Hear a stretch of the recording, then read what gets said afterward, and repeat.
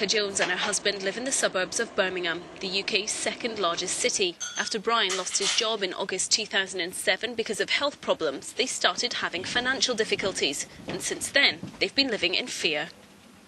I went down the doctors and my GP advised me to go to the Citizens Advice. He booked me an appointment, and that's how it all started. Since they were in touch with the Citizens Advice Bureau, an office which can help people with their difficulties, the Joneses have found some hope. We was in a lot of debt to begin with. I mean, we've still got the debt, don't get me wrong, but we just pay £1 a month, and that's it. In Birmingham city centre branch of the Citizens Advice Bureau, Hayley Beckford deals with people who have serious debt problems. Every week she sees around 60 people. Things have been much worse since the start of the financial crisis.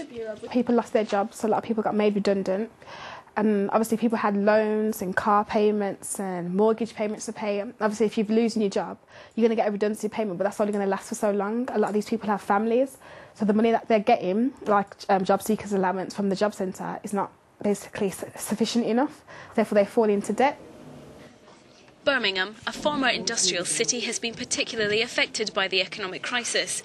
It is England's highest rate of unemployment, with 9% of people out of work. At the end of March, British household debt reached £1.5 billion. The crisis has severely affected the United Kingdom because of its economy based on finance. We have a single market, and that's a single market in financial services as well. We've got to make certain, and the Consumer Credit Directive, interestingly, which has to be transposed into all the national laws by June 2010, will ensure that consumers, when they engage in credit, get much more information and many more answers as to what their credit engagement could do. In England, virtually every citizen is nearly £10,000 in debt.